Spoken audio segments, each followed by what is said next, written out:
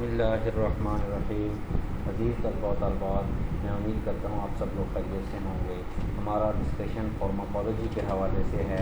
आज हम डिस्कस करेंगे एंटी एपिलेप्टिक ड्रग्स। एपिलेप्सी क्या होता है और एंटी एपिलेप्टिक ड्रग्स क्या होता है।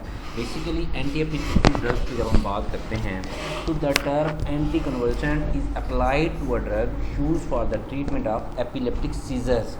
एपिलेप्सी की वजह से जो सीज़र, जो झटके पड़ते हैं, जो दौरे पड़ते हैं, उसके लिए जो दवाई इस्तेमाल होती है उनको एंटी एपिलेप्टिक ड्रग्स कहते हैं। द सिनोनिम्स एंटी एपिलेप्टिक और एंटी कन्वर्जेंट जो हैं ये सिनोनिम्स हैं दोनों, ठीक है। तो कहीं अगर वर्ड एंटी कन्वर्जेंट के साथ कोई जो ड्रग का नाम आ जाए या एंटी एपिलेप्टिक ड्रग का नाम आ जाए तो उसको आप एक ही ज़ुमरे में कंसिडर करेंगे। Anti convergent are also being used in the treatment of neuropathic pain. Neuropathic जो पेन हो रहे होते हैं आपको, उनमें भी आपकी एंटी एपिलेप्टिक ड्रग्स यूज़ हो रही होती हैं। As a mood stabiliser in the treatment of psychiatric disorder such as bipolar disorder, मतलब आपके जो दिमागी डिसऑर्डर्स हैं उनमें भी आपकी एंटी एपिलेप्टिक ड्रग, उनके पेन में भी आपका न्यूरो के रिलेटेड भी यूज़ हो रहा है। और ये आपके जो झटके हैं, जो सीजर्स हैं, दौरे पड़ते हैं दिमागी, ठीक है, उसमें भी आपका एपिलेप्टिक ड्रग यूज़ है। एपिलेप्सी बेसिकली है क्या चीज़? वर्ड एंटी एपिलेप्टिक जो है, एपिलेप्सी एक बीमारी है जिसके अगेंस्ट एंटी एपिलेप्टिक ड्रग्स आई हैं। तो ये ब्रेन डिसऑर्डर है जो रिकरेंट सीजर्स की वजह से होता है। It is a brain disorder characterised by recurrent seizures, ठीक है। तो इसमें अगर हम डेफिनेशन पे जाएं एंटी एपिलेप्टिक ड्रग्स के हवाले से, तो anti epileptic drugs decreases the frequency and severity of seizure in people with epilepsy. वो आदमी, वो लोग जिनमें सीजर्स के स्वेयर हैं, इनकी फ्रीक्वेंसी ज़्यादा है, उनको डिक्रीज़ कर देती हैं एंटी एपिलेप्टिक ड्रग। और क्या करती हैं? Treats the symptoms of seizure not the underlying epileptic condition. ये सीजर जो हैं उनको ट्रीट करती हैं, सीजर को। ये ज़रूरी नहीं है कि जितने भी कंडीशन एंटी एपिलेप्टिक हो सबको ये ट्रीट कर रही हों, कम्बिनेशन में और भी मेडिसिन यूज़ होती हैं। इनका गोल क्या है? गोल ऑफ थेरेपी क्या है? एंटी एपिलेप्टिक थेरेपी तो maximise quality of life by minimising seizures and adverse drug effects. Adverse effects को कंट्रोल करना और मैक्सिमाइज़ करना क्वालिटी ऑफ लाइफ को, ठीक है। जो क्वालिटी है लाइफ की, ज़िंदगी की जो वो बढ़ोतरी है उसको मैक्सिमाइज़ करना। मिनिमाइज़ किसको करना? सीजर्स को मिनिमाइज़ कर दें जो आपको झटके लग रहे हैं। तो इसमें अगर हम एंटी एपिलेप्सी पे बात करें, एपिलेप्सी के इंट्रोडक्शन पे थोड़ा सा आपको बताया जाए। Epilepsy is the third most common neurological disorder. ये तीसरा बड़ा न्यूरोलॉजिकल डिसऑर्डर है। ये इफेक्ट करता है अप्रॉक्सीमेटली 3% ऑफ इंडिविजुअल। तो 3% लोगों को दुनिया में ये इफेक्ट कर रहा है। About 10% of the population will have at least one seizure. 10% लोगों को एक आधा झटके तक मतलब उनका कंसिडर किया जा रहा है। Highest incidence in early childhood and let adulthood, के शुरू में और अडल्टहुड के एंड पे, लेट अडल्टहुड में और बचपने में ये इसका ज़्यादा अटैक किया जा रहा है। तो यहाँ अगर आपको थोड़ा सा बताया जाए एपिलेप्सी क्या है। एपिलेप्सी ब्रेन डिसऑर्डर है जिसमें रिकरेंट सीजर्स करेक्टराइज्ड हो रहे हैं, ठीक है। तो ये तकरीबन 3% इंडिविजुअल में हो रहा है, ठीक है। ये third most common neurological disorder है, तीसरा बड़ा आम न्यूरोलॉजिकल डिसऑर्डर है, ठीक है। 10% पॉपुलेशन जो है इसमें एटलीस्ट वन सीजर इसमें कंसिडर किया जा रहा है। इसकी हाईएस्ट इंसिडेंस जो है अर्ली चाइल्डहुड में और लेट अडल्टहुड में, ठीक है। इसकी डेफिनेशंस में जब हम बात जाते हैं तो सीजर्स क्या चीज़ है, सीज़र क्या है, एपिलेप्सी क्या है। हमने देखे पिछली 2 स्लाइड में हमने सीज़र का वर्ड भी बार बार पढ़ा, हमने एपिलेप्सी का वर्ड भी पढ़ा। तो सीज़र क्या है? The clinical manifestation of an abnormal hyper synchronised discharge in a population of cortical excitatory neurons. ये क्लिनिकल मैनिफेस्टेशन है जिसमें अबनॉर्मल, एक होता है नॉर्मल, ये अबनॉर्मल हाइपर सिंक्रोनाइज्ड डिस्चार्ज है। अबनॉर्मल हाइपर, एक होता है नॉर्मल, मतलब उसमें हाइपर नहीं, हाइपर होता है बड़ा हुआ ज़्यादा, हाइपर होता है कम, हाइपर सिंक्रोनाइज डिस्चार्ज हो रहा है पड़ेगा, ठीक है। इन पॉपुलेशन लोगों में, आबादी में, ऑफ कॉर्टिकल एक्साइटेटरी न्यूरॉन्स, आपकी जो कॉर्टिकल एक्साइटेड न्यूरॉन्स हैं उनकी वजह से हो रहा है। तो इसको आप अपने हुर्फ़ाम में तो समझते हैं, इंग्लिश की ज़बान में आपका ये क्या है? ये क्लिनिकल मैनिफेस्टेशन है किसकी? अबनॉर्मल हाइपर सिंक्रोनाइज्ड डिस्चार्ज की पॉपुलेशन में, ठीक है। किसकी वजह? किसका? कॉर्टिकल एक्साइटेटरी न्यूरॉन्स का, ठीक है। इसको क्या कहलाते हैं? सीजर्स कहलाते हैं। ये क्या कहलाते हैं? सीजर्स कहलाते हैं। तो एपिलेप्सी क्या है? A tendency towards recurrent seizures unprovoked by acute systemic और न्यूरोलॉजिकल इंसल्ट्स ये क्या है, टेंडेंसी टूवर्ड्स रिकरेंट सीजर्स की जो टेंडेंसी है towards the recurrent seizure is known as epilepsy. Anti epileptic drugs इनको एब्रीवेटेड किया जाता है AED से। देखें हर चीज़ की एब्रीवेशन फॉर्म है, आपके याद करने के लिए भी आपके फ़ायदेमंद की चीज़ है। तो AED क्या है, एंटी एपिलेप्टिक ड्रग है, is a drug which decreases the frequency and severity of seizure in people with epilepsy. Anti epileptic क्या है, जो डिक्रीज़ कर देती है किसकी, frequency and severity of seizures की, किसमें, लोगों में विद एपिलेप्सी की वजह से जो सीजर्स का अटैक की फ्रीक्वेंसी बढ़ जाती है, उसको जो दवाई कम करती है उसको एंटी एपिलेप्टिक ड्रग कहते हैं। Treats the symptoms of seizure not the underlying epileptic condition, does not prevent the development of epilepsy in individuals who have acquired a risk for seizure after head trauma, stroke, tumour.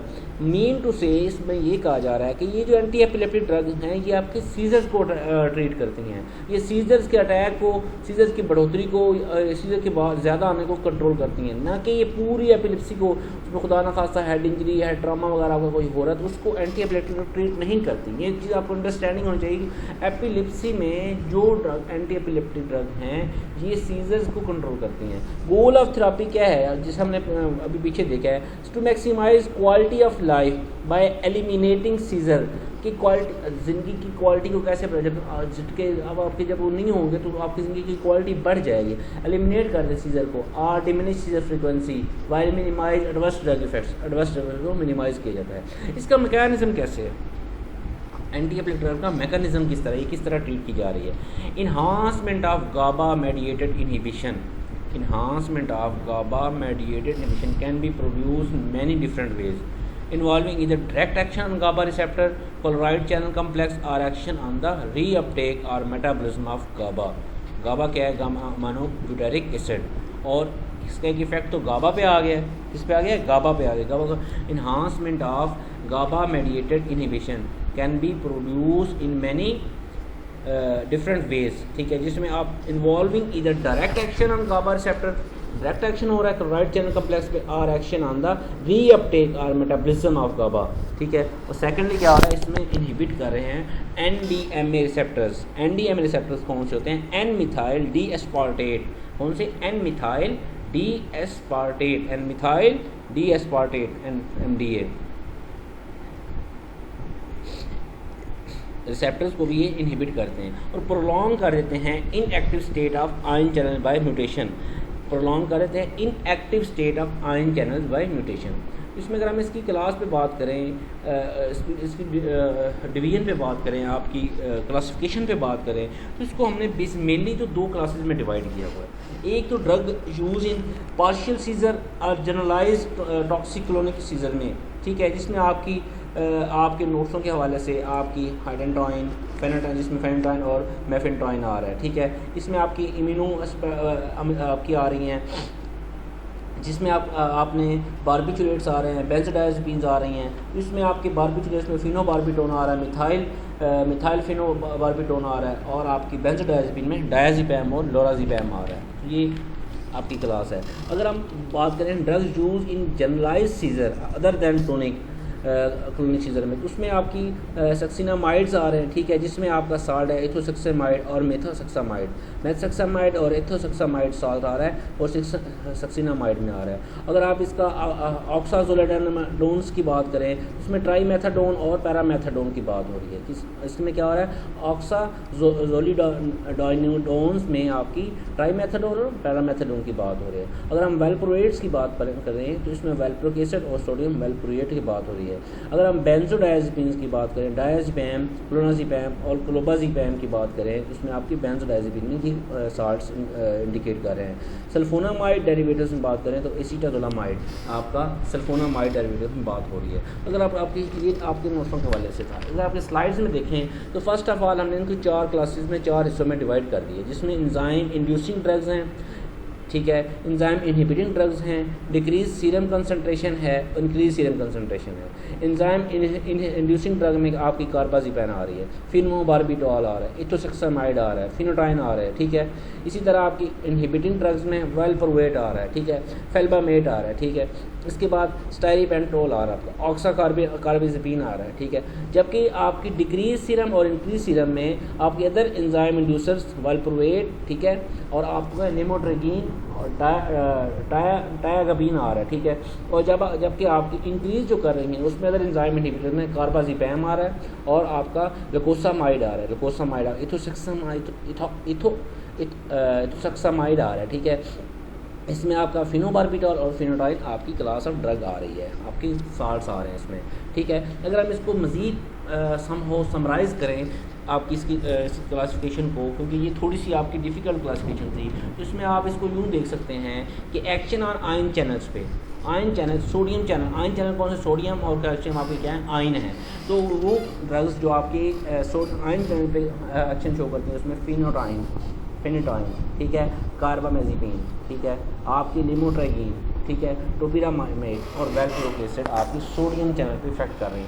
जबकि आपके calcium channel पे आपके ethosuximide और आपका वेल्प्रोइक acid आपकी ion channel पे effect show करते हैं। जबकि इन्हांस जो करते हैं गाबा ट्रांसमिशन, उसमें आपके बेंजोडायजेपिन्स हैं, इनको डायजेपैम और क्लोंज़ापैम, बार्बिचुरेट्स हैं, फिनोबार्बिटॉल और वेल्प्रोइक एसिड, उसमें आपके पास आपका गाबापेंटीन और आपका विगाबार्टिन और टोपिरामाइड और फेल्बामेट आपका इन्हांस कर रहा है किसमें, ट्रांसमिशन को, किसको इन्हांस कर रहा है, ट्रांसमिशन को। जबकि इनहिबिट करता है EAA ट्रांसमिशन। EAA ट्रांसमिशन क्या है, EAA स्टैंड किसके लिए किया जा रहा है, excitatory amino acid, E for excitatory और A फॉर अमाइनो और A for acid. Excitatory amino acid को उनकी ट्रांसमिशन को इनहिबिट करता है फेल्बामेट और टोपिरामेट। कौन सा, फेल्बामेट और टोपिरामेट जो आपका इसको इस तरह इनहिबिट करता है। तो यहाँ तक ये आपकी जो क्लासेस थी एंटी एपिलेप्टिक की, एपिलेप्सी क्या है, सीजर क्या है, यहाँ तक ये आपको एक इसका ब्रीफ सा इंट्रोडक्शन हमने कंप्लीट किया। नेक्स्ट हम अब इसको देखते हैं कि इसमें हम इसका एक साल्ट, इसका केमिकल है फेनिटॉइन, ठीक है। फेनिटॉइन को हम डिस्कस करते हैं कि किस तरह से इफेक्ट करता है और किस तरह का इसका इस्तेमाल है। बेसिकली जो फेनिटॉइन है ये इफेक्टिव है काफ़ी फॉर्म्स ऑफ एपिलेप्सी में, it is effective most forms of epilepsy. काफ़ी ज़्यादा इसकी जो फॉर्म्स हैं, टाइप्स हैं एपिलेप्सी की, उसमें आपका फेनिटॉइन इफेक्टिव है। जबकि एब्सेंस सीजर्स, जबकि सीजर्स में इफेक्टिव नहीं है फेनिटॉइन जो है। आप एक चीज़ क्लियर कर रहे हैं कि जो फेनिटॉइन है ये आपकी एपिलेप्सी में इफेक्टिव है, जबकि सीजर पे इसका इफेक्ट नहीं है। ये जो ड्रग का चॉइस है किसमें, ग्रैंड माल एपिलेप्सी में। एपिलेप्सी की एक फॉर्म है, एपिलेप्सी भी अपनी टाइप्स में कोई एक किस्म के सीजर नहीं होते, इसमें मुख्तलिफ किस्म है। हम उनकी डिटेल में नहीं जाना चाह रहे, हमारे लेवल की चीज़ नहीं है, लेकिन उसमें अगर हम आपको एक उसकी टाइप के बारे में बताएं तो एक उसमें ग्रैंड माल एपिलेप्सी है जिसके लिए फेनिटॉइन यूज़ हो रही है। ये प्रिवेंट करता है अटैक 60% ऑफ केसेस में, ठीक है। और ये administer along with phenobarbitone in the treatment of grand mall epilepsy. ये जो आपकी फेनिटॉइन है ये इसको फिनोबार्बिटोन के साथ कम्बिनेशन में दिया जाता है। It is compound related to the barbiturates that are used for the treatment of seizures, ठीक है। It is an effective anti conversion for the chronic treatment of partial seizures. देखें सीजर में तो इस्तेमाल हो रहा है लेकिन 60% तक हो रहा है, इसको आप सीजर का मेन इस्तेमाल नहीं करें, ड्रग ऑफ चॉइस नहीं है उसके लिए, ठीक है। Partial treatment of seizure and the acute treatment of generalise status epilepsy. Generalise जो स्टेटस है एपिलेप्सी का उसमें इसका इस्तेमाल किया जा रहा है। फेनिटॉइन क्या है, फॉर्मली कॉल्ड एज डाइफिनाइल हाइडेनेशन। आपकी जो फेनिटॉइन है फॉर्मली क्या करते हैं, डाइफिनाइल हाइडेंटेन, और इसमें आप इफेक्टिव है इसमें suppressing tonic clonic and partial seizures में। ये जो आपकी टाइप्स हैं एपिलेप्सी की उसमें ये टोनिक क्लोनिक और पार्शियल सीजर में आपकी ये फेनिटॉइन इफेक्टिव है। Choice for the initial therapy, particularly in adult में इनिशियल थेरापी में ये यूज़ हो रही है। इसमें जब हम आगे बात करते हैं कि इसकी उसके हवाले से बात करते हैं, फेनिटॉइन की यूज़ के हवाले से, फेनिटॉइन किस तरह यूज़ हो रहा है, फेनिटॉइन का क्या क्लास है। तो basically phenytoin anti conversion drug है, ठीक है। इंडिकेशन क्या है, ट्रीटमेंट फॉर स्टेटस सीजर, ठीक है। और कंट्राइंडिकेशन क्या है, hyper sensitive bradycardia, heart block और हाइपोग्लाइसीमिया, इसमें कंट्राइंडिकेशन है आपकी फेनिटॉइन में। कॉमन डोज क्या है, 10 से 15 mg पर kg इन्फ्यूज अंडर 50 mg पर मिनट, ये इसका कॉमन डोज है। ये किस तरह इफेक्ट किस तरह कर रही है, क्वेश्चन होता है how does it work, mechanism of action, आपकी फेनिटॉइन किस तरह अपना ट्रीटमेंट शो कर रही है। इसमें अगर हम देखें तो ये ब्लॉक करता है voltage dependent sodium channel of neuron, blocks voltage dependent sodium channel of neuron, shorten refractory period और शॉर्टन कर देता है QT इंटरवल्स को और शॉर्टन करता है ड्यूरेशन ऑफ एक्शन पोटेंशियल को, तीनों चीज़ों को रिफ्रैक्टरी पीरियड, आपका QT इंटरवल और आपका ड्यूरेशन ऑफ एक्शन पोटेंशियल को जब शॉर्ट किया जाता है उसके बाद ये ब्लॉक करता है सोडियम चैनल को, makes action potential more different to occur. इस तरह से ये जब आपका सोडियम चैनल को इफेक्ट करता है तो इसकी वजह से आपके एपिलेप्सी में हेल्पफुल साबित होता है। इसके मैकेनिज्म एक्शन को अगर आप दूसरे लफ्ज़ों में इस्तेमाल करें तो ये ब्लॉक करता है सोडियम चैनल को बाय ब्लॉकिंग सोडियम चैनल। उसके बाद ये क्या करता है, इनहिबिट कर देता है the generation of rapidly repetitive action potential, जो रैपिडली रिपीट हो रहे एक्शन पोटेंशियल को उसको क्या करता है, इनहिबिट करता है उनकी जनरेशन को। थर्ड वन ये क्या करता है, रिडक्शन करता है कैल्शियम परमेबिलिटी को, कैल्शियम की परमेबिलिटी को क्या करता है, रिड्यूस करता है। और ये may explain the ability of phenytoin to inhibit a variety of calcium induce secretory process को, कैल्शियम इंड्यूस जो सेक्रेटरी प्रोसेस है उसको क्या करता है, इनहिबिट कर देता है। कौन, आपका फेनोटाइन क्या करता है, इसको इनहिबिट कर देता है। अगर हम इसकी फार्माकोकाइनेटिक्स मैकेनिज्म के बाद अगर हम इसकी फार्माकोकाइनेटिक्स पे बात करें तो इसका ये ओरल एडमिनिस्ट्रेशन है फेनोटाइन, और ये मेनली अब्जॉर्व करता है स्मॉल इंटेस्टाइन से, और इसकी जो अब्जॉर्प्शन है ये कम है, जबकि इसका पीक प्लाज्मा कंसनट्रेशन अचीव हो जाता है 2 से 4 घंटों में, जबकि ये मेटाबॉलिज्म इसका लिवर में है। ओरली एडमिनिस्टर किया जा रहा है, वेल अब्जॉर्व है ओरली, और ये अवेलेबल है as IV for emergency condition. 80 to 90% ये प्रोटीन बाउंड है, 80 to 90% क्या ये प्रोटीन बाउंड है। तो ये इंड्यूस होता है लिवर एंजाइम में, वेरी इंपॉर्टेंट ये इसका जो है इंड्यूस होता है लिवर एंजाइम में, जबकि इसका जो मेटाबॉलिज्म है ये लिवर इनएक्टिवेट करता है मेटाबोलाइट्स को, metabolised by the liver to inactivate metabolites. ये मेटाबॉलिज्म शो कर saturation kinetics and hence half life increase as the dose increase, excreted in urine as glucuronide conjugate। Plasma half life जो approximately क्या है 20 hours है, plasma half life कितनी है 20 hours है। Therapeutic plasma concentration जो इसकी है 10 से 20 है, थेराप्यूटिक प्लाज्मा कंसंट्रेशन कितनी है 10 से 20, जब इसकी डोज पे बात करते हैं तो ये 3 to 400 इसमें आप कंसीडर कर रहे हैं। तो अगर हम इसकी यूजेज पे बात करें, जैसे हम बात कर रहे हैं तो सबसे पहले इसका हमने सिंपल पार्शियल सीजर में इस्तेमाल किया इसको, कि कम्प्लेक्स पार्शियल सीजर और सेकेंडरी जनरलाइज पैराटिड सीजर में इसको हम इस्तेमाल कर रहे हैं। जनरलाइज टोनिक क्लोनिक सीजर जो है ग्रैंड मार एपिलेप्सी है, जो कम्बिनेशन है फेनोबार्बिटोल में इसको इस्तेमाल कर रहे हैं। Ventricular arrhythmias due to digitalis toxicity, ये इसके यूजेस हैं कि वेंट्रिकुलर एरिथमियाज में भी आपकी फेनोटाइन यूज़ हो रही है, किसकी वजह से, अगर डिजिटैलिस की वजह से टॉक्सिसिटी हो जाए तो आप इसको अपनी फेनोटाइन को इस्तेमाल कर सकते हैं। इसके कुछ डिसएडवांटेजेस भी हैं, इसके एडवर्स इफेक्ट्स भी हैं। इसको हम अगर ओरली बात कर लें तो एडवर्स इफेक्ट में आपके पास ये सेडेशन और डिप्रेशन का हो जाती है, आपकी सेंट्रल नर्वस सिस्टम में डिप्रेशन और सेडेशन काज करते हैं आपके फेनोटाइन। अगर आपका डिप्लोपिया आपकी आई का प्रॉब्लम है, जो ये आपकी इसमें आपका फेनोटाइन की वजह से आपकी इसमें क्रिएट हो रहा है। जबकि कार्डियोवैस्कुलर सिस्टम में ये सर्कुलेटरी कोलैप्स करवा देते हैं, क्या सर्कुलेटरी कोलैप्स कौन करवा रहा है, ये आपके फेनोटाइन में जनरेट कर रही है। तो अगर GIT के हवाले से बात करें तो ये आपकी GIT इरिटेशन काज करती है, GIT इरिटेशन फेनोटाइन की वजह से काज हो जाती है, ठीक है। अगर हम लिवर की बात करें तो लिवर में आपका फेनोटाइन हेपेटाइटिस काज करता है, हेपेटाइटिस आपके फेनोटाइन से हो सकता है। अगर एंडोक्राइन सिस्टम में बात करें हिरोसिटिज्म, इसमें हिरोसिटिज्म आपको इसमें इंडिकेट कर, तो ये सारी टेक्नोलॉजीज पहले आप लोगों ने पढ़ी देखी हुई हैं, अगर फिर भी आप कोई कंफ्यूजन हो तो हम इसको एलेबोरेट कर देंगे। मैं इनकी डिटेल में इसलिए नहीं जा रहा क्योंकि हमारे पास टाइम कम है, हम रिवीजन के फिनोमेना में जा रहे हैं, ठीक है। तो आप एलर्जिक रिएक्शन में बात करते हैं, ये स्किन रैशेज और फीवर काज करते हैं एलर्जिक रिएक्शंस में। अगर इसके हम देखें तो मेगालोब्लास्टिक अनीमिया और ऑस्टियोमेलासिया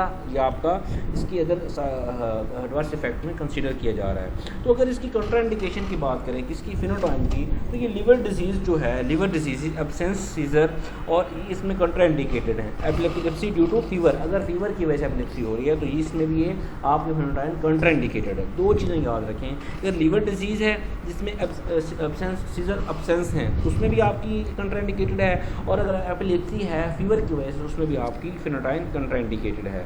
तो अगर डोज के हवाले से बात करते हैं तो इसकी जो यूजली डोज अभी हम बता रहे थे ये 200 to 400 या 300 to 400, मेनली 300 to 400 इसको कंसिडर किया जा रहा है। ये जबकि ओरली दी जा रहा है एपिलेप्सी की, जबकि इसकी जो IV है in case of status epilepsy में इसको कंसिडर किया। हम कोशिश करेंगे इंशाल्लाह कल के लेक्चर में हम आपको एपिलेप्सी की टाइप्स के बारे में भी थोड़ा सा टच दे देंगे। एपिलेप्सी की जो टाइप्स हैं उसमें कौन कौन से टाइप किस हवाले से है।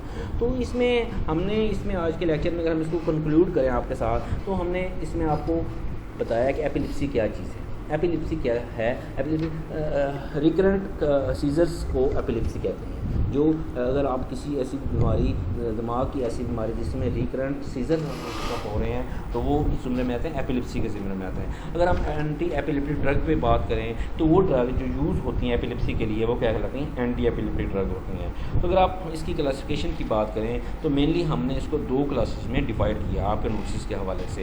तो फर्स्ट ऑफ ऑल जो इसकी है पार्शियल सीजर्स में और जनरलाइज टॉक्सिक क्लोनिक सीजर्स में इस्तेमाल हो रही हैं। उसमें हमारे पास सबसे पहले बारबिचुरेट्स, बेंजोडायज़ेपिन और आपके पास इम्यूनोस्टबीन्स आ रही हैं, ठीक है। और हमारे पास हेडेनटॉइन आपकी साल्ट्स आ रहे हैं। हेडेनटॉइन में आपके पास फिनोटाइन और मेफिनीटॉइन आ रही हैं, ठीक है। जबकि आपके पास इम्यूनोस्टबीन्स में आपकी कार्बाजीपिन्स और आ रही हैं।